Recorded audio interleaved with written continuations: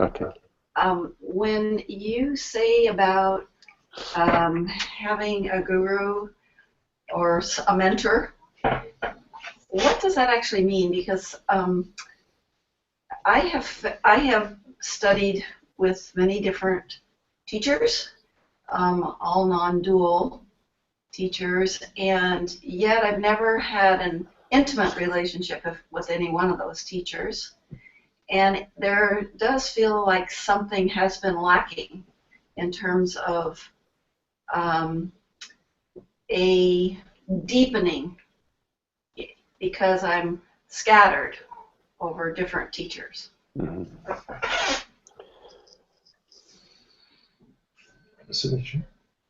So the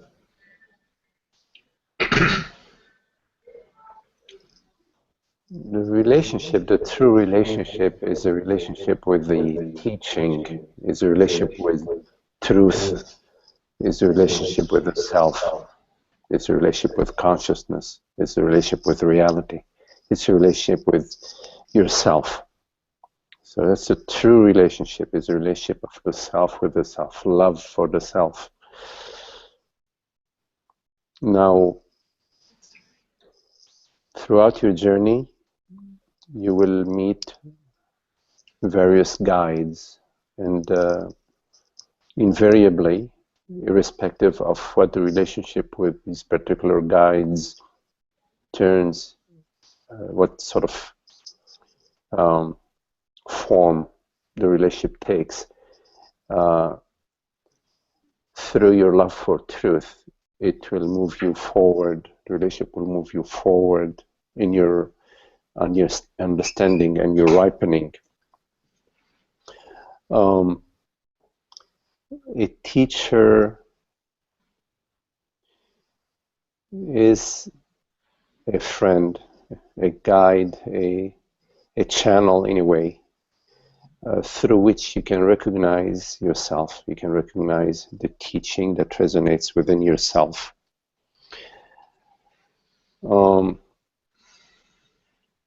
Usually, you shopping around, you're open to various messages, and at some point there is a higher message, let's say like a louder resonance or a clearer resonance that arises, where you find yourself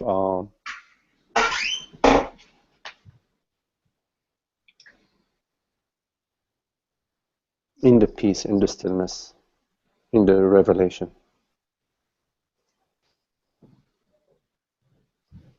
And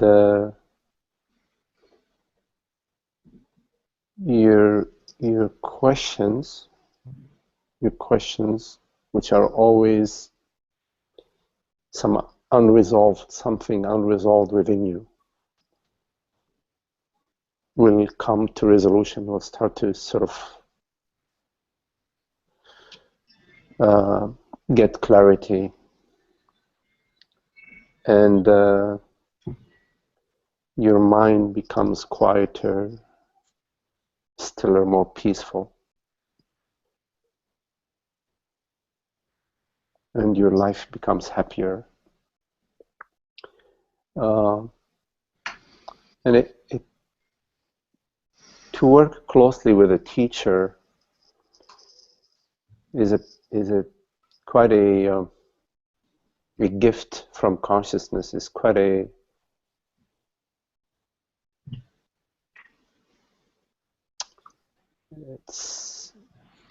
it's like, you know, you love music, you love to play the piano, and you go and you live with a great piano teacher who's an accomplished pianist, and also that knows how to teach and has the love for teaching. It's really important that the love for teaching is also part of what you're experiencing. The teacher has to, you feel that love that passion that the teacher has for sharing and for clarifying and for being and sharing that listening space. So to be with a teacher in a sort of on a regular basis, working regularly with a teacher, is it perfects, it improves, it refines your contemplation and clarifies, you know, your confusions. And so there's a love for the teacher and a love for the teaching, and there is a simultaneous love for the teacher teaching. It's because it's a shared love. The teacher also loves the teaching and is in love with the self. So you have that shared love. And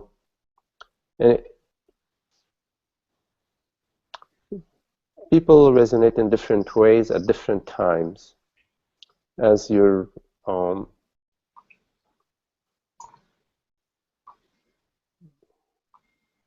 your love for truth just guides you. In my case,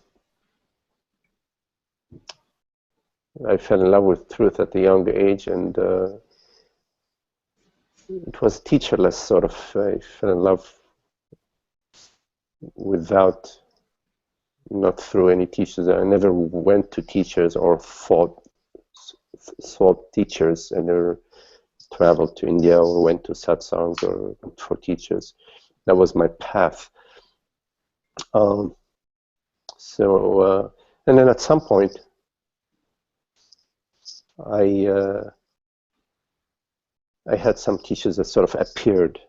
They appeared in my path, on my path, and it took me a while to recognize. Actually, I recognized that after the fact, that certain teachers that I knew and I was working with only could take me so far. I didn't know that at the time. And in some cases, I stayed longer than needed with a certain teacher, with the impression that there was something more for me to get. Actually, what was happening was that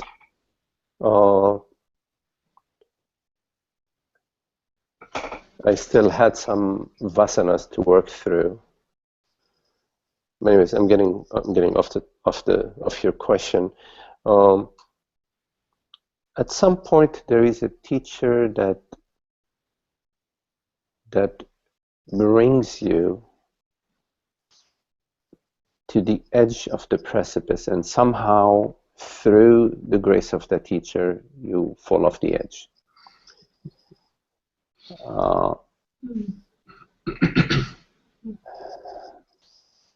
In the literature, they refer to the Satguru, your ultimate guru, the guru that takes you home, that finishes the job. Guru that takes you home is a guru that's established in presence, that is in the celebration, is in the is established as the self, and has somehow a way to reach to you. There is an interest that you find in that teacher that keeps your interest. So there isn't like any rule about how to navigate the path in terms of relationship with teachers. If you can please mute your mics. It's just that at some point or the other, the job has to be finished. Meaning, there is a certain point that you reach in your contemplation where you no longer leave yourself. You know yourself as this aware presence. And this knowledge is non-conceptual. It's a knowledge it's a transformation. It's a shift in your psyche from being a person to being eternal presence. That reach a point where that knowingness is completely beyond any doubt and does not waver, does not come and go.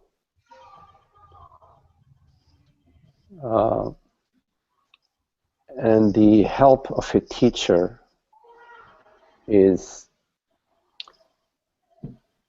I would say, in most cases, if not all cases,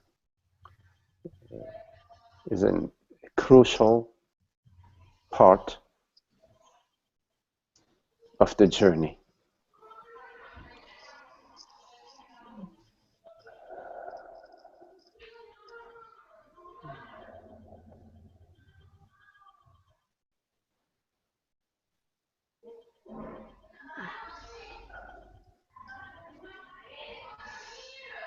So I'm not sure if I've answered your question. If there is something else you want to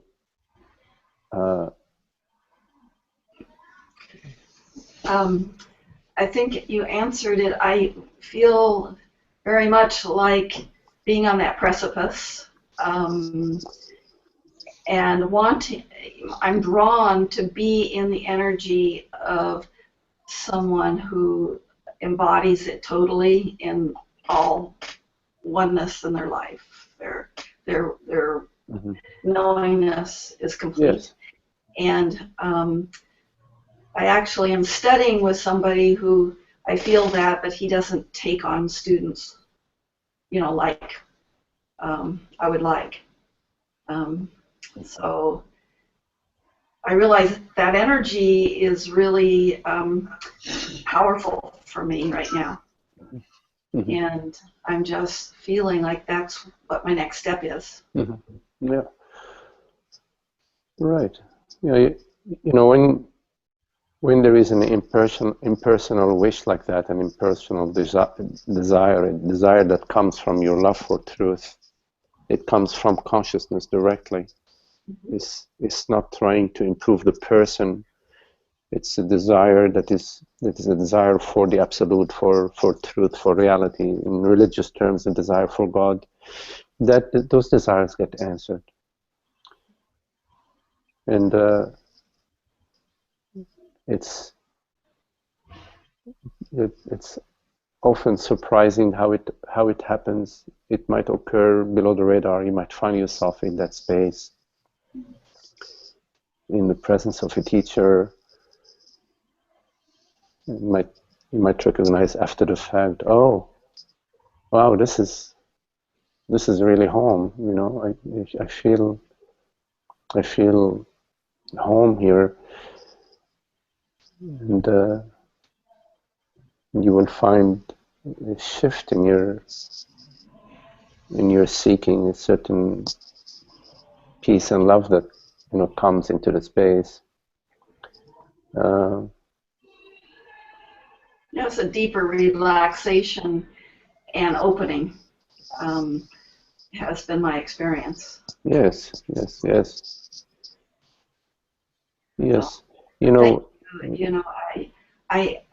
I wanted to, I guess I was asking the question in a way because just to check in where I'm at.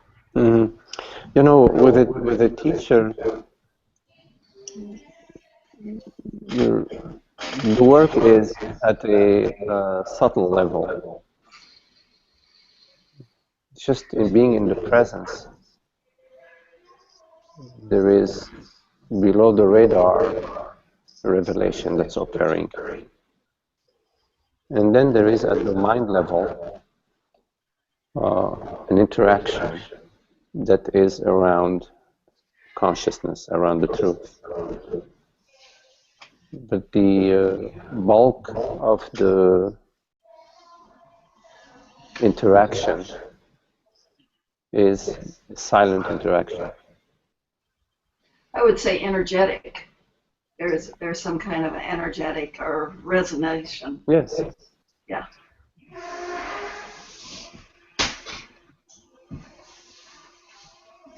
But thank you. Yeah. Thank you. Welcome.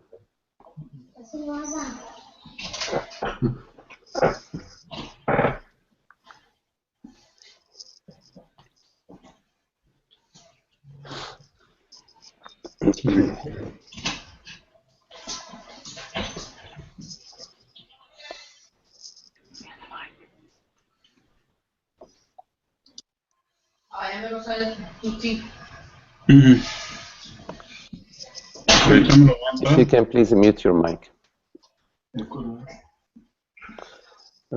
Also, it's really important to also bring your questions to the teacher, because through the questioning, through your exploration of the questions, the mind gets satisfaction.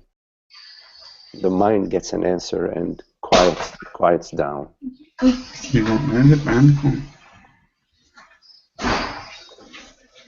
If you please can mute your mic. Osvaldo, maybe you can mute your mic.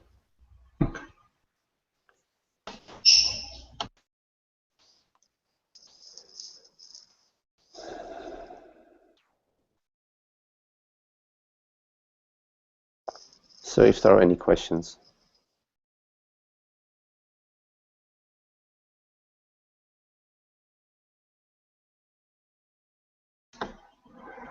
I have a question. Yes, Osvaldo. How do you know when one is self-realized? How do you? I know it's through experience of oneself, but I would like to see if you can elaborate a little bit more on that. Yeah. Well, you know,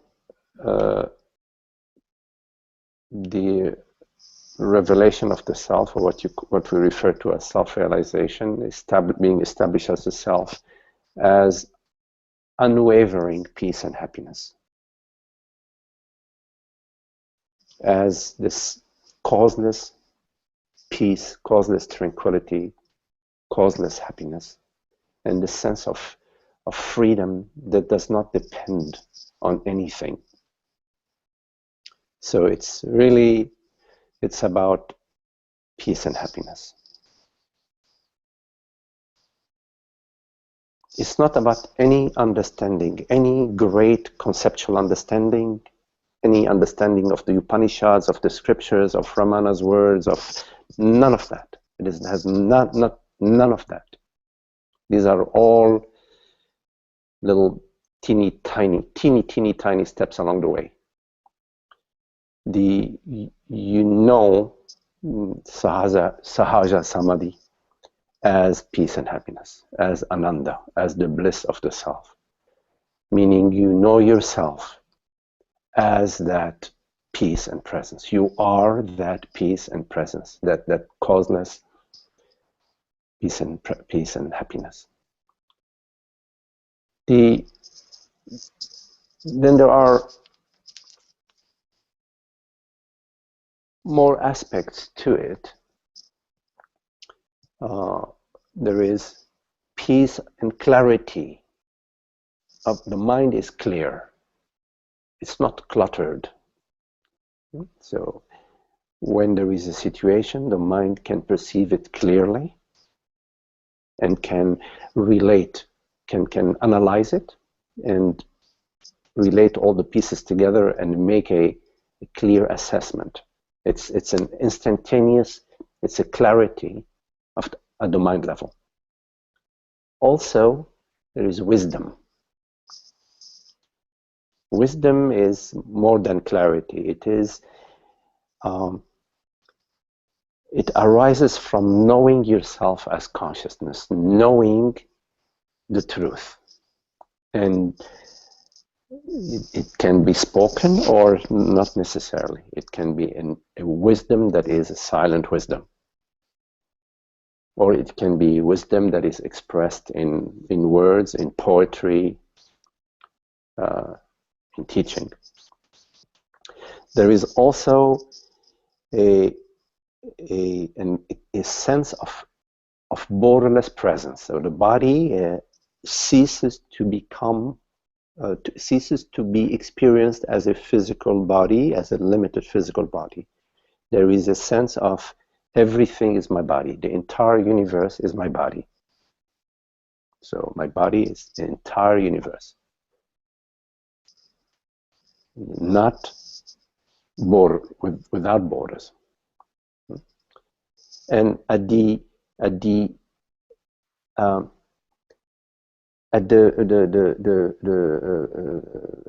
perceptual level, the sensual level, the senses are rejoicing. There is a perception of beauty. There is a leaning towards expressions in the world, in the arts, that express love and beauty and intelligence and truth.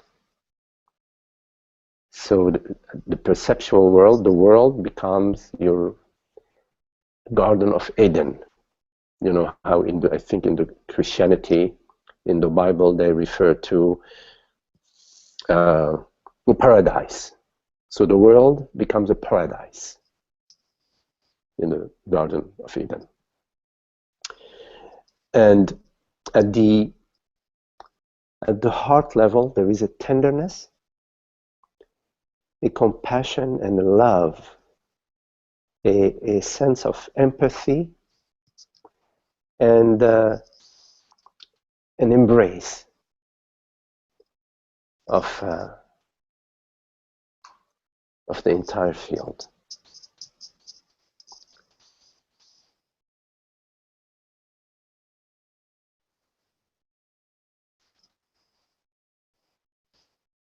So it's not an accumulation of Satori experiences or enlightenment experiences. It's not like that. The enlightenment experiences are glimpses that sort of ignite your fuel, or they fuel your love for truth. Insights that you have throughout your life via your contemplation, or sometimes unexpectedly. There is an insight. It fuels, it turns on, it magnifies your love for truth. But your question about self-realization is not about those experiences. Yes? So I know in some practices there is a pursuit of some experiences or a tendency to overemphasize these experiences, where you work very hard to get a satori, to have an enlightenment experience. You see, that's not what self-realization about. Self-realization is the revelation that I, whatever is the reality of this experience right now, that we refer to as I, is a universal consciousness. It's not a person. You could say that the person or the body-mind is sort of an instrument at the mind level. But consciousness, whatever it is that hears these words, that is the true perceiver, the true knower, is not a mind event. It is the reality of consciousness, the one reality that we refer to as consciousness, and is the reality of all that is perceived. In other words, is the reality of the mind. So there's that one reality, the reality that perceives, and the reality of what is perceived. And that is never hidden from you, because you are that consciousness. You are that presence. You are this borderless presence. You see? Yeah? And this borderless presence has no gender. It has no name, no shape, no container.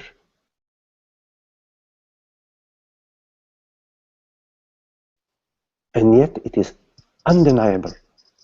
The undeniability of the reality of consciousness. To know that, you know that as you are that. So the realization that I am that speaking, hearing right now. The complete freedom that speaks and hears and perceives, or not. Whatever mind events are occurring, like for example right now this conversation, this perception is a mind event. Consciousness is complete freedom of this mind event. See, there can be this mind event or no mind event or another mind event, but consciousness is a complete freedom of this mind event, and yet it chooses to celebrate and revel in this beautiful encounter. It celebrates its freedom as this mind event, and then it shifts it.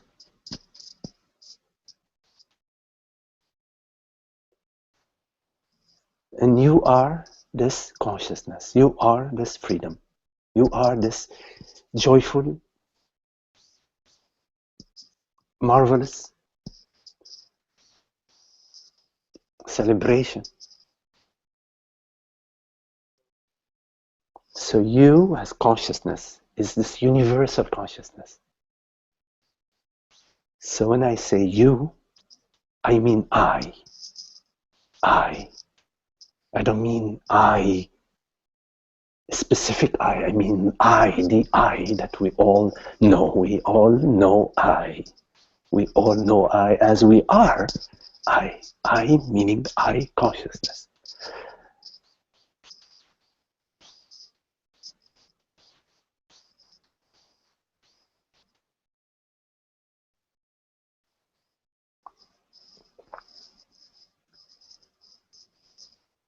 So that's the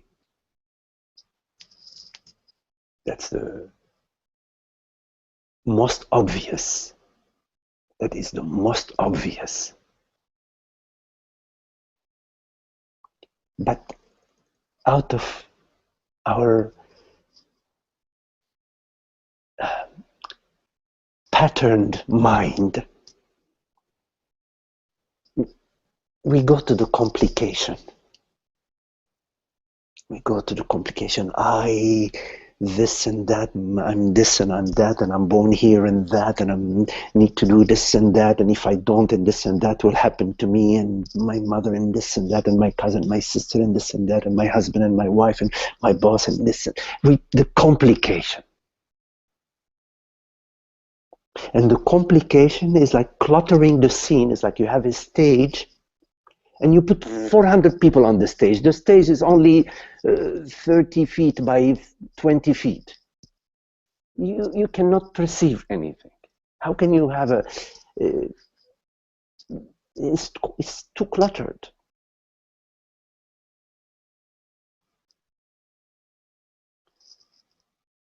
So we don't need to clutter the mind. The core clutter, the clutter factory of the mind is I as consciousness, am the man or a woman, and I as consciousness, I'm born. It's a core virus that reproduces. You know, there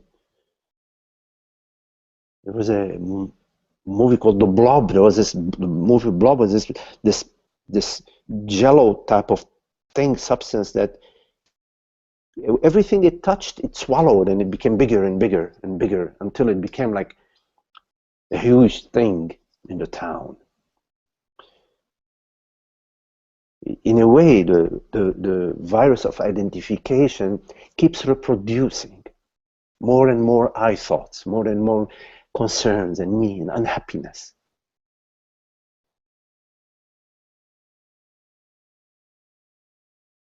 But what you truly are is none of that, is untouched by that. And is none of that, is not defined, because whatever you define has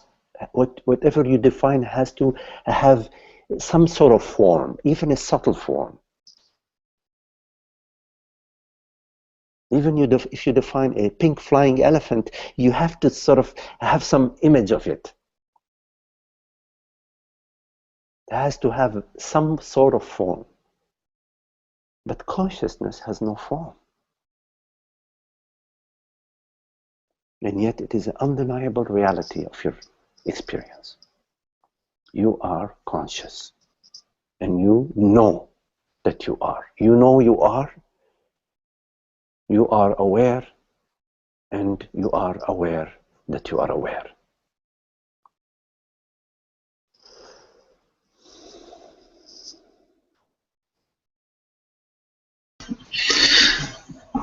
Okay.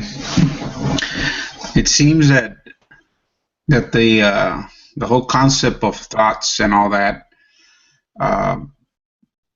have entangled this to realize that one sometimes needs to do more to get to a certain place of enlightenment or awakening or whatever you want to call this, realization. But it seems that that's another trick of the mind. But really, I am consciousness. I am that. Yes. Any journey that is in time and space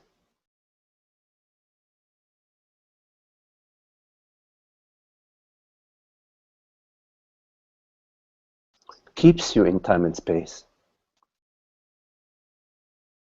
What is it that is in time and space? Are you? Are you in time and space? If you contemplate time, the future, tomorrow,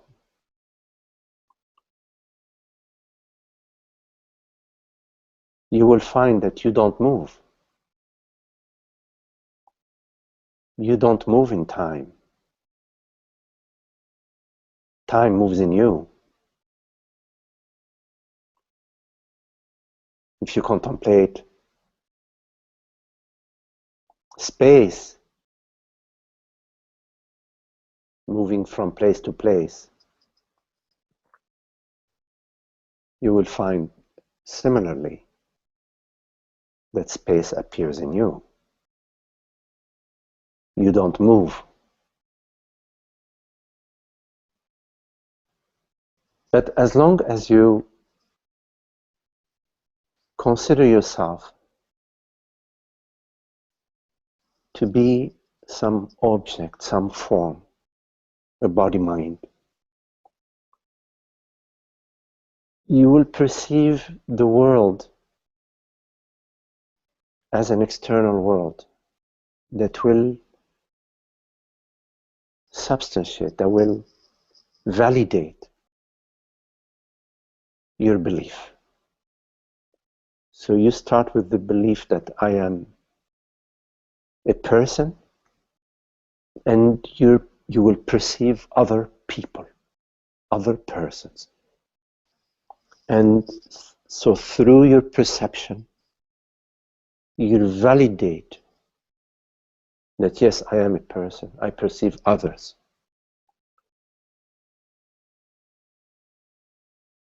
So from your original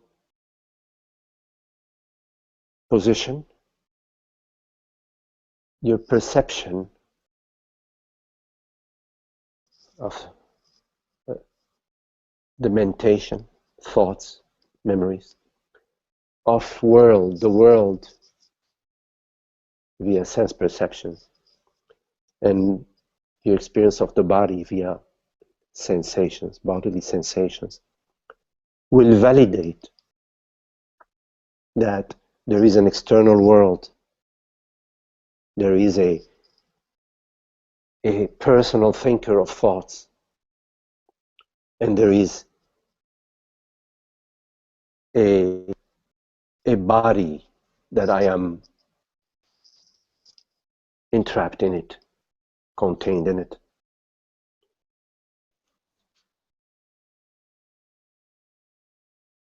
So it's important that you contemplate not what you need to do in order to get to be enlightened, but what you need to stop doing. Stop maintaining this, to stop the maintenance of this assumption, of this belief that I, this aware presence, is limited to a specific body-mind. It's more of ceasing to do rather than what do I need to do. It is in the ceasing that there is a reduction, a reducing, and the simplification. So doubt is very important, to doubting your belief systems. No matter if your beliefs are shared by the entire humanity, what matters is your own personal experience, your own understanding, and your own inquiry, because no one can conduct inquiry for you.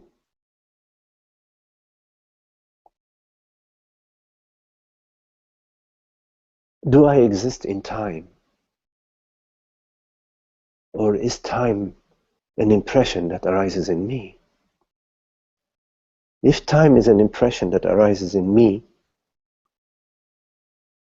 and dissolves in me, then I am the reality of time. Time is not my reality. Time is getting its reality from me, arising out of me and dissolving in me.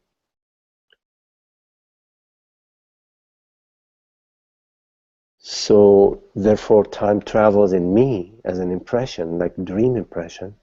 I don't travel in time. So what is this concern about me in the future? You see. So you have to question your assumptions, the assumptions that make you a person, that create this impression that I'm a person. Because as soon as there is the impression that I'm a person, there is the impression of incompleteness and limitation, which is unhappy. And after all, you want enlightenment. because enlightenment is happiness. So why do you maintain unhappiness with your belief that you are a mortal body-mind, and then you seek happiness, having already signed on to an unhappy belief? It's better that you contemplate those beliefs that create a sense of limitation and mortality.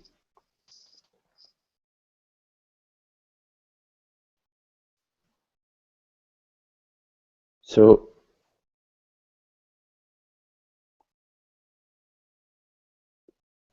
contemplate that whatever thought arises to you, you are the reality of this thought.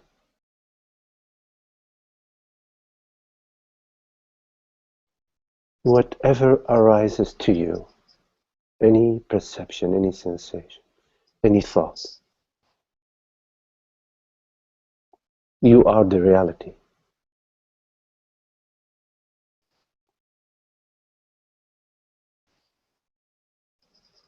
You are the reality of all your dreams. In your night dream, and you are the reality of all your sense perceptions in your waking state. And the reality that you are is completely free of the images and the impressions that arise in the night dream, and is completely free of all the mind impressions, of all the sensory perceptions and the bodily sensations that arise in the waking state. So contemplate your freedom directly. That is, you are available to yourself 24/7. And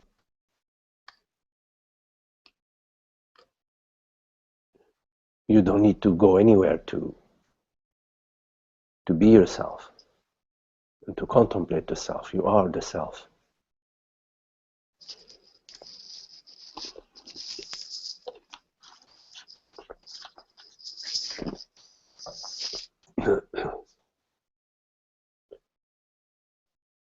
So the consciousness is already whole and complete, and you are that. Know yourself right now and remain with this knowingness. And if you forget this knowingness, it's okay. Just to recall it, remember it, and it will remember you. It will remember itself. Help it, and it will help you.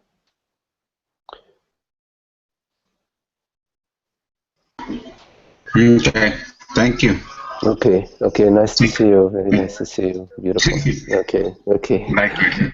Yes, very lovely. Okay. Hello, Ananda has a comment or a question. I'm not sure. Kind of tricky issue. When a teacher is a professional, I don't know what you mean by professional, but we'll find out. Does this in some way disqualify them? Or may it simply be a neutral logistical reality? Could a professional courtesan teacher ever be a true lover? What do you mean by professional, Ananda? Well, one teacher that I had spent quite a bit of time with would sit in front of the group and say, well, this is my job, you know. People in Silicon Valley make, you know, 80,000-90,000 a year. That seems okay. That seems about right for me. So So here's what we're charging for admission and all that sort of thing. Well, I don't know. I can speak for myself. That doesn't. That just the words you just said right now don't resonate for me. They don't. But they might resonate for somebody. Who knows? I don't know. So I cannot make a general statement about it. I can just share with you how I felt when you just said these words right now. I mean, somebody who expresses themselves that way doesn't appeal to me. I think that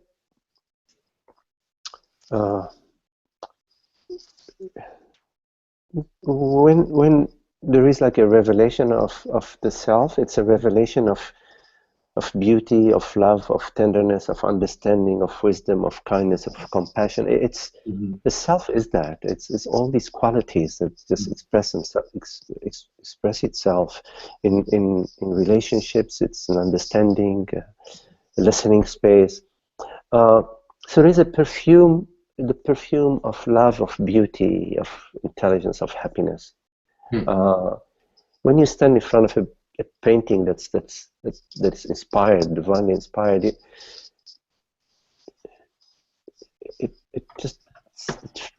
fills you with when you listen to some musical expression that's channeled through somebody that expresses that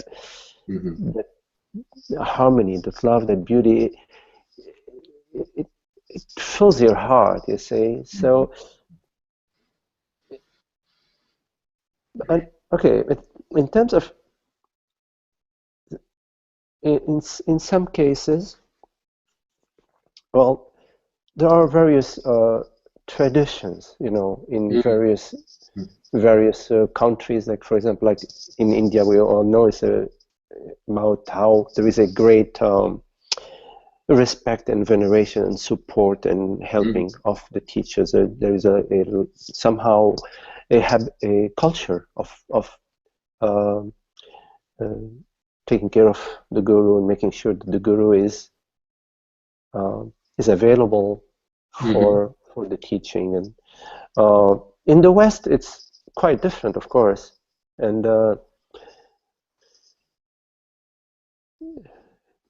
a teacher loves the truth, you know, loves the truth, and responds to, you know, shares and responds to the calling in a way.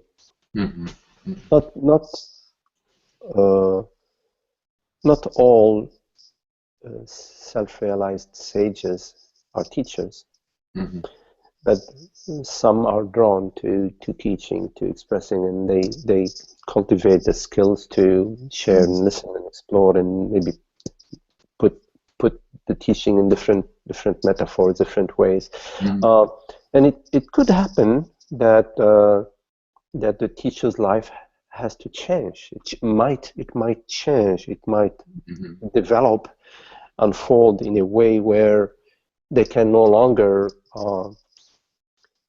juggle those two balls of teaching and taking care of food, shelter, and clothing, and family, or whatever responsibilities they may have. Some teachers have children that they're still raising. Some others have already done with that, but they still have a certain you know. But there has to be a harmonious, lovely, beautiful way about it. And there will be some disagreements and some people who will disagree about this or that. But overall, you know, it has to be overall lovely. That's how I feel about it. That's what calls me. That's what draws me. So, you know, people with a lot of wealth and cars and Mercedes and so on. I think that's this.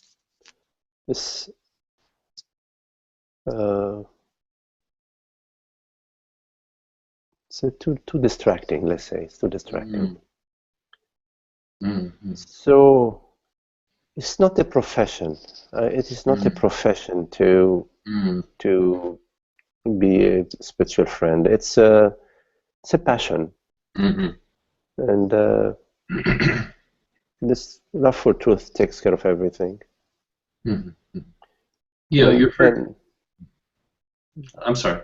and it's a shared love, you know. So it's we all love the same thing, and we're all like around the fire, or the fire of our love for truth, and we really appreciate that, and we value that, we honor that, and we recognize the preciousness of that, and so we take care of it, you know. Together, it's a shared love, really a shared love. Yeah. Well, your first response to the words I said, you know, resonate with me, and that's basically the issue. And not that it's necessarily wrong for someone to be supported by whatever, but I appreciate your response there. And then, good. Yeah.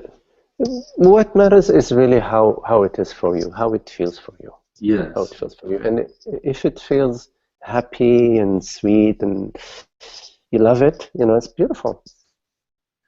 Well, the very same teacher that I'm referring to, the last time I went to a satsang, it was held in a church, kind of a big church, and it had a feeling like a not so alive church sermon, whereas I had felt a lot of vigor in the earlier times. And then my natural thing was to drift off to what's next. Maybe the next is 6 months in the woods.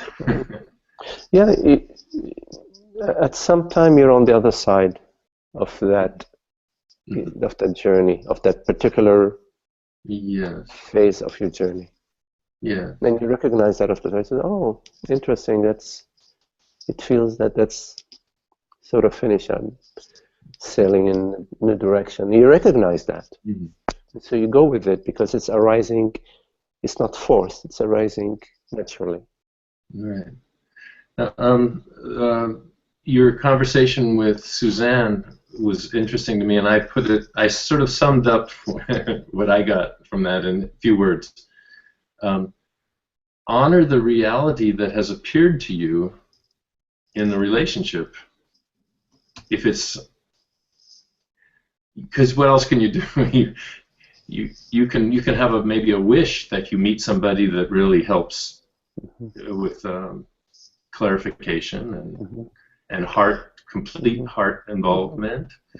But then when you actually feel it, honoring that, you know, maybe is about what else does it mean to have a relationship to truth than that.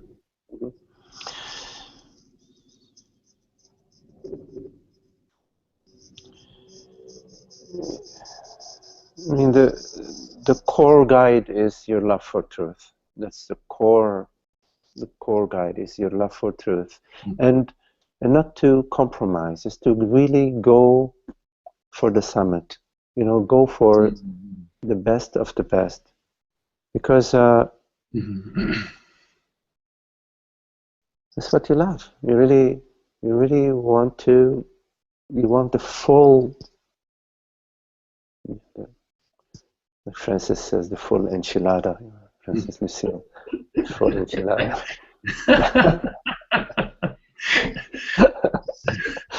Yeah. The whole enchilada. One other thing that just struck me about this, not to belabor this whole subject, but when a teacher, sometimes a teacher becomes a whole room full of sort of idolizing people come and go, oh my God, did you hear how eloquent he was tonight? And he's radiant being and everything.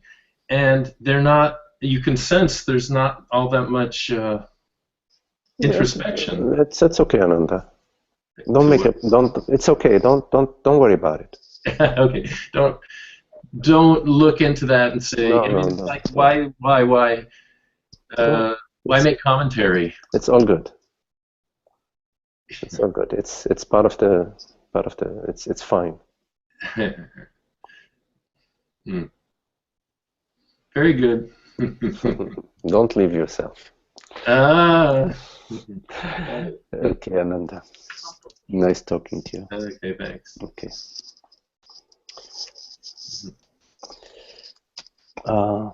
Priscilla, hello, Priscilla. No, that's certainly a good point. Priscilla says, especially here in the West, where so many people have started teaching and making their living out of that activity, and some live a very comfortable life while the students struggle to survive. Few of those who teach here will follow the life of Nisargadatta, for example.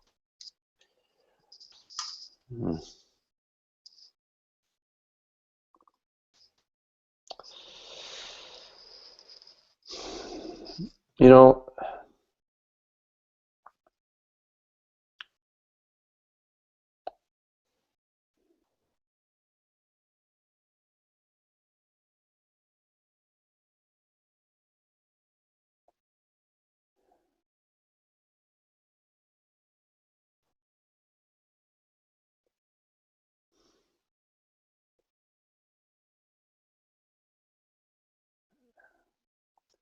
sometimes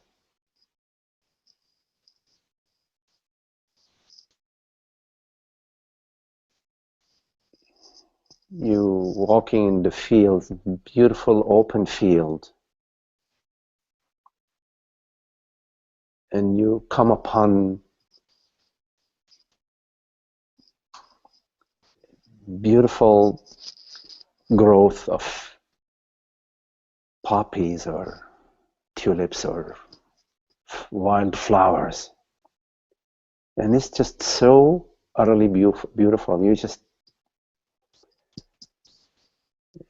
the field is clear, it's a beautiful sky, and there is this beautiful bouquet of wildflowers growing around you. It's very lovely. And some other times it's a very dense, thick forest. It's shrubbery, there is shrubbery and dense forest. And you come upon this spot in the forest where there's a gurgling brook. It's just such a beautiful gurgling sound of the brook as the water is flowing over the rocks. It's so beautiful. So don't worry so much. Don't be so concerned about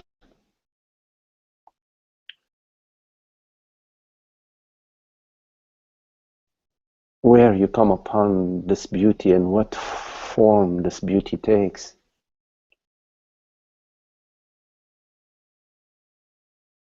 What really matters is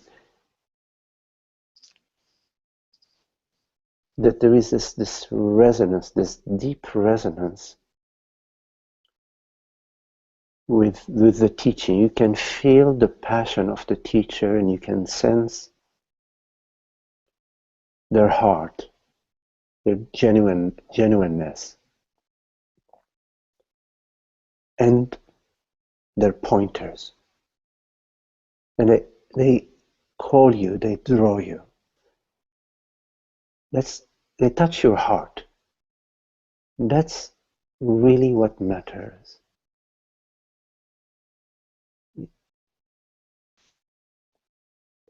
Sometimes it's really easy. The teacher is there, available for you, lives 10 miles away.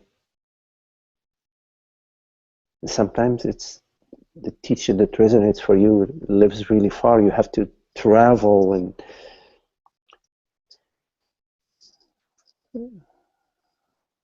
raise the money for it and go.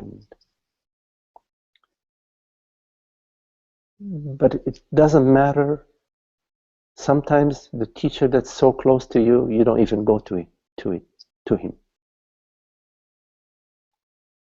Sometimes there is a beautiful brook just quarter of a mile away from your house and you rarely visit it. And there are people who come from another state to visit it. They go through a lot of hardship. They travel from Europe to come and walk the Appalachian Trail. And here we have the Appalachian Trail an hour away. We never go.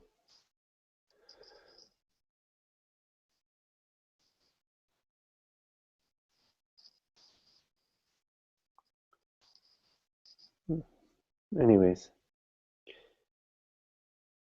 there can be endless debates about that. Just follow your heart in this. Don't get so caught up in the mind about what people do, what teachers do, and this and that. If something really resonates for you, that's good.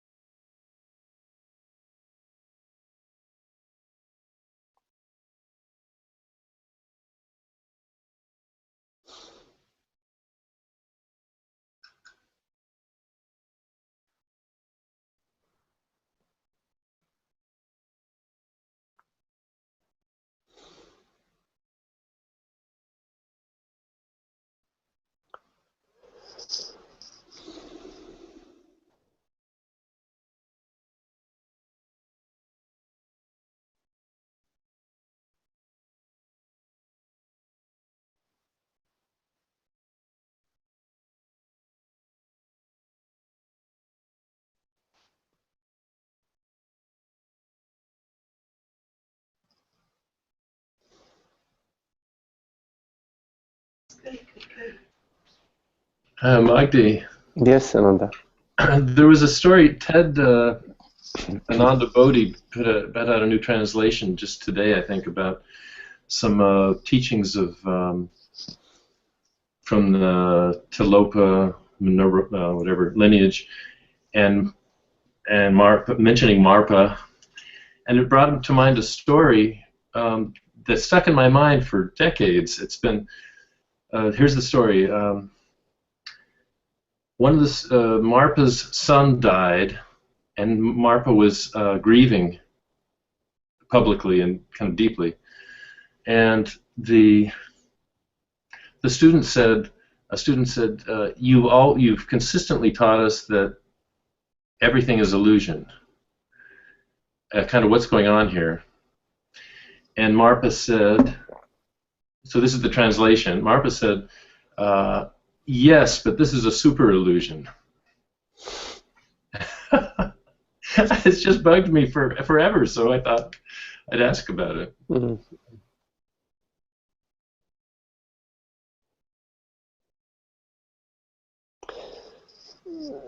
You know, when you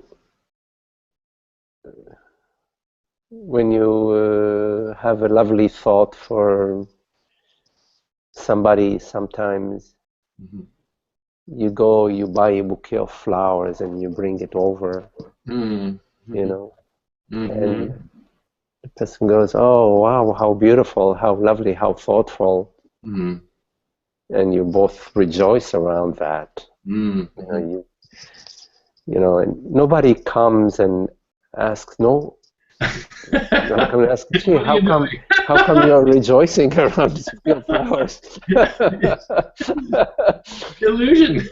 Here I am crying over the death of a dear one, and you come and you tell me how come you are crying. Is it not the same? Yes, beautiful answer. Thank you. Yeah, I do see that. Yeah, I mean, here we are, here laughing and talking and chatting, and is it not the same? Yes. Yes, the joy of satsang it still involves a absolutely. body-mind's Yes, in action. absolutely, absolutely. Beautiful. We come together every Thursday, you know. So, you know,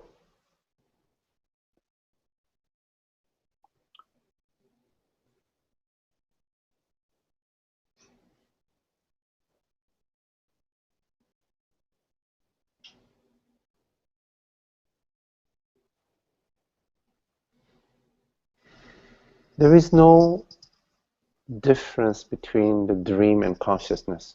The world, body, mind is consciousness, is made out of consciousness. And so there is a complete intimacy of the world, body, mind with consciousness. And it's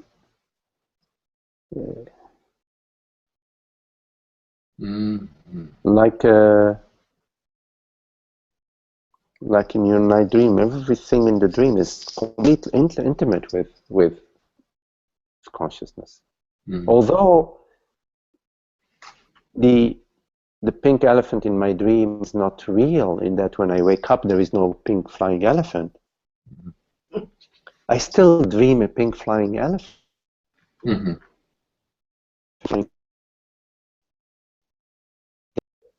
Out of love, I want that pink flying elephant to have a sweet landing, you see? Sure. Yes, that's beautiful. That's beautiful. The sweet, you know, I used to dream a lot years ago that I was flying, and I loved the landing. The landings were so beautiful. It was so beautiful. It was like such beautiful landing. You know, it's coming to this rest. It is this.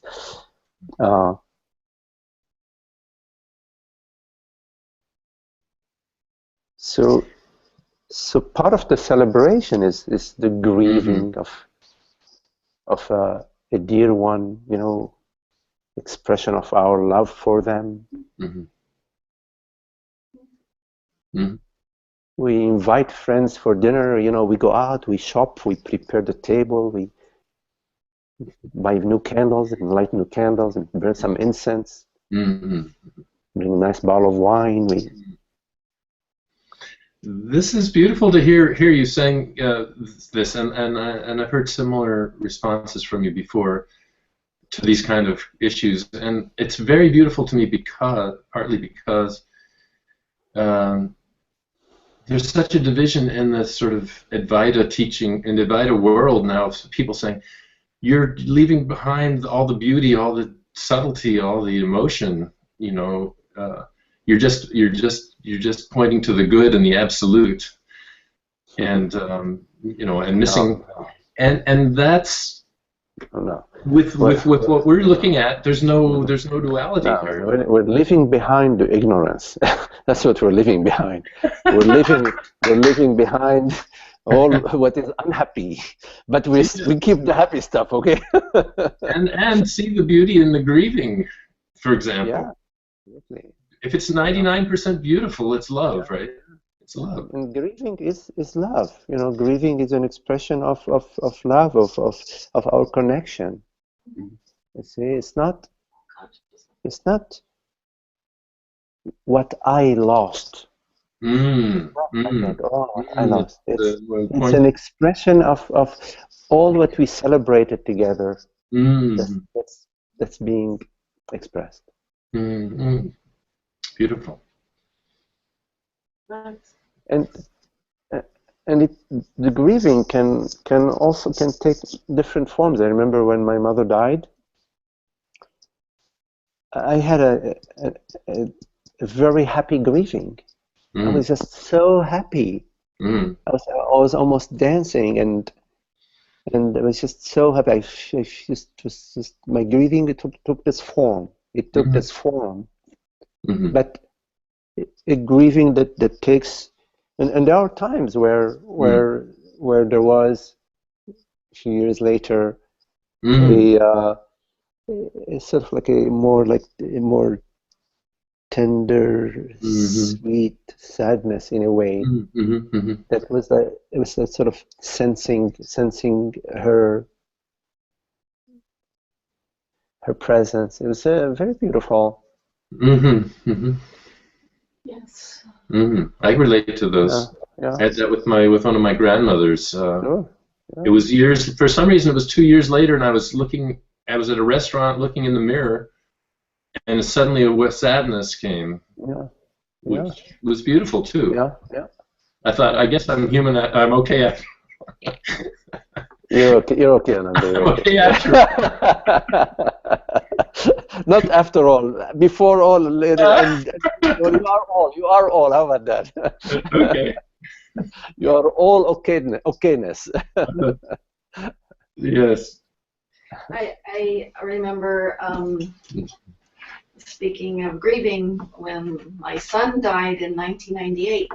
I thought I went through the whole process with him, and there was an awe, a very much of a beauty, and um, the feeling of the life force and experiencing that connection to consciousness and the life force ebbing was really beautiful and humbling Beautiful.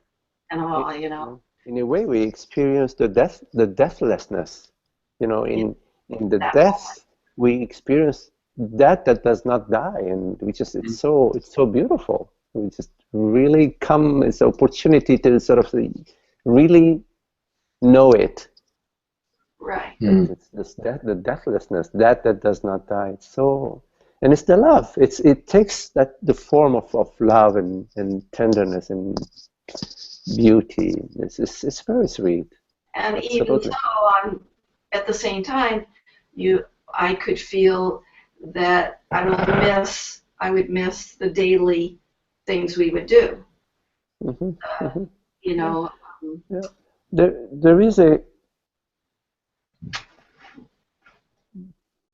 There is a sort of missing the love of this sharing, the shared. But it's different. it's not really so much a missing. There is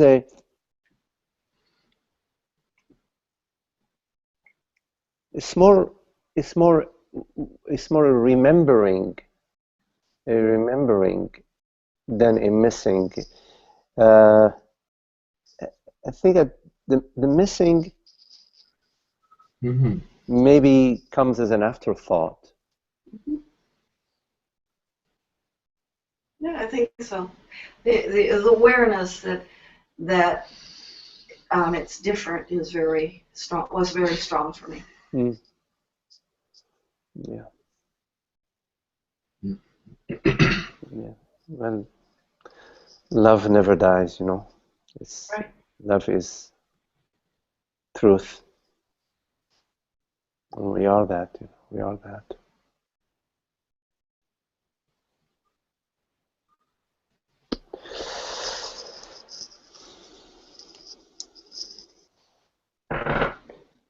Okay. Okay. Well, you know, thank you very much for your very, very lovely company. Yes. Thank you. Uh, we'll see you again soon, and very sweet to be with you all. Shanti. Okay. Okay. Namaste. Shanti Om.